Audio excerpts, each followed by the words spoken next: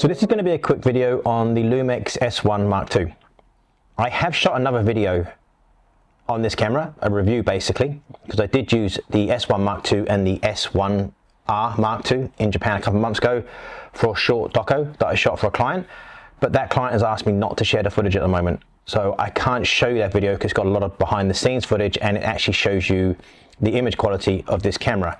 So I'm going to do a quick video on what I think of the S1 Mark II and go over some of the things that I like on this camera. Now, as you can guess, I have my S1 Mark II and I have an S1 Mark II. So I'm shooting on a different camera at the moment. Both the cameras I'm shooting on, the A and B camera, are from the same brand. Now, one of you can guess what camera brand I'm using at the moment or what cameras I'm using. There will be a hint in this video a little bit later on. So if you can't guess, you'll probably get a gist of what I'm shooting with probably halfway through this video. So this is the Lumix S1 Mark II. This is their newest camera. It is identical, and when I say identical, to the S1 Mark II. I'll talk about that a little bit in a minute. How I can tell these two cameras apart is I use a different Peak design dongle on the side. This one is red, this one's black. That's the only way you can tell these cameras apart from their logos. So the first thing we're going to talk about on the S1 Mark II is the screen. It's a flip screen, so you can flip it around like that. You can turn it like that, so it protects the screen during transit, and also it will tilt and it pulls right out like that. So the EVF is not blocking the screen. It's a really well-made screen, over-engineered, as Panasonic normally do. They do over-engineer things. The S1 Mark II has a 24.1 megapixel full-frame partially stacked sensor. Now, I believe it's the same sensor that's in the Nikon Z6 Mark III. It's a really nice sensor, actually. I do like 24 megapixels shooting video. The S1 Mark II has a 44 megapixel or 45 megapixel sensor, which shoots 8K. It's nice having the extra resolution if you need to crop into your image, but the 6K that comes out of this 24.1 megapixel sensor is really nice. And the colors look really good. Panasonic are really good with their colors. The S1 Mark II's autofocus does feel a little bit snappier than the S1 Mark II. I don't know if it is or it's just me, but it does feel a little bit snappier. It does lock on a lot faster and it does keep locked on better than the S1 Mark II. I do find the S1 Mark II can drift a little bit, especially if I'm shooting video and I'm shooting somebody's face. I do find the S1 Mark II drifts a bit. The S1 Mark II doesn't. It's more reliable and it does lock on a lot better. Now I'm going to talk about the body design, which will probably upset some people. This is an S1 Mark II and this is an S1 Mark II. They are identical camera bodies, and I mean identical. Apart from their badges on the front, there is no difference in these camera bodies at all, which I don't like personally because I keep grabbing the wrong camera out of my bag because I keep my cameras in like this so I can just grab the grip and pull them out. So that's why I put these on, like I mentioned earlier, these different Peak design dongles. I got a red one on the S1 Mark II and I got a black one on the S1 Mark II.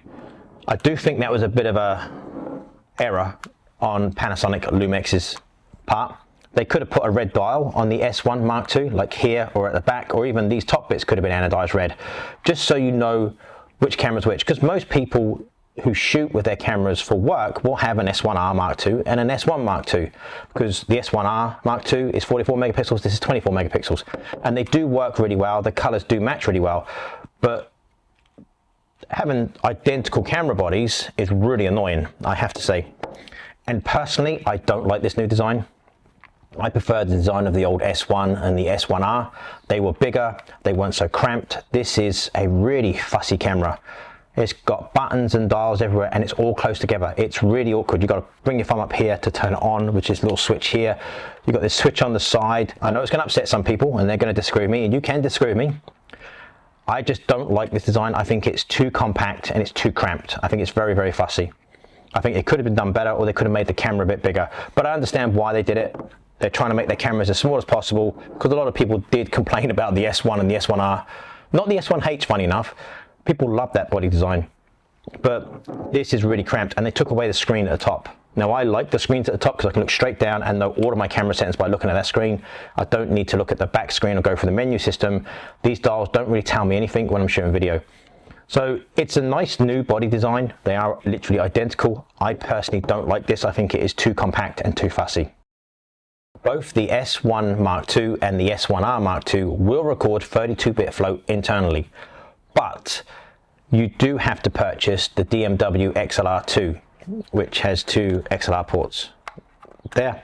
So you can plug in an XLR microphone, and this just goes straight into the top of the camera with no cables, because quite nice, it connects through the hot shoe, and that will allow you to record 32-bit float audio, which is basically like raw audio. You can't clip it. These are $1,000 in New Zealand, these XLR units.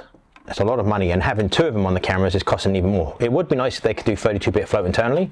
Maybe they can do that with a firmware update later on. But you do have to purchase this DMW XLR2. So this is my favorite feature of the S1 Mark II and the S1R Mark II is ProRes RAW internal recording to a CF Express Type B card. There is a limitation of just under 40 minutes, but if you stop recording and hit record again, you get the 40 minutes again. So it's not a complete limitation, it just means you do have to stop just before 40 minutes. I really like the fact that I can shoot ProRes RAW internal on both these cameras. Now ProRes RAW is a codec, which is a 12-bit RAW file. That allows you to adjust your ISO and white balance after you shot the video in, say, Final Cut Pro. But another feature that not most people know about is you can output your ProRes RAW footage to a different log format. So I'm shooting with Panasonic Lumix cameras at the moment, and if I wanted to output my ProRes RAW footage to, say, N-Log, which is Nikon's log format, I can use all these different red LUTs, which are designed for N-Log, on my Panasonic Lumix footage, which is a really nice thing to have. As you can see from these different clips here, the red LUTs are really nice. So if you do shoot internal ProRes RAW, you can output into a different log format. You can do the Sony, the Fuji, the Nikon, and obviously you can do Panasonic as well. On the back of the S1 Mark II and the S1R Mark II, you have a lock switch, which is here, which is really nice because you can lock down the camera when you're recording so you don't accidentally knock any dials or change the shutter angle or anything like that. Very simple little thing, and I wish more camera manufacturers would put a lock switch on there. It's a nice feature to have, especially if you're fumbling around with your cameras or there's other people operating it. You can lock it down and then they can't change any of the settings. So this is the new 24-60 2.8. I did use this in Japan, and this is included in my video, which should be coming out soon.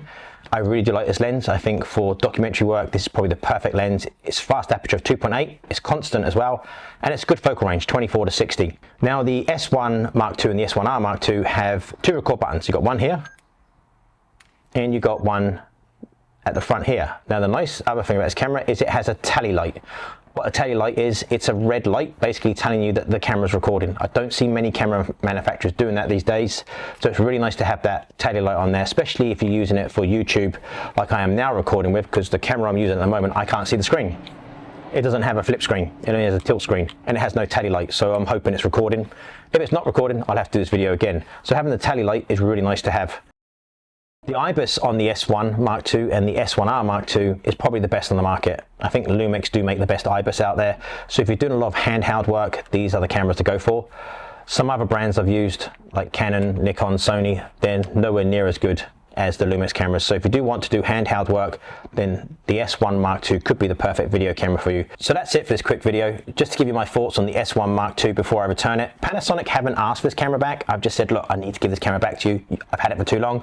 I do have another video, which hopefully will come out soon once my client gives me the go-ahead, which would be a more in-depth review of this camera and using it in Japan. So if you want to see that video, subscribe down the bottom, and hopefully that will be out soon. It's a really nice camera. I do really like Panasonic cameras, and it's nice having two cameras at the same size but not look the same. They're identical. Please, Panasonic, don't do that again. Make the cameras a little bit different. Even if you just take out the logo on the front and put a red dial on this one, it'd be much easier to see in my bag. So I hope you guys have enjoyed this video, and as always, thank you so much for watching.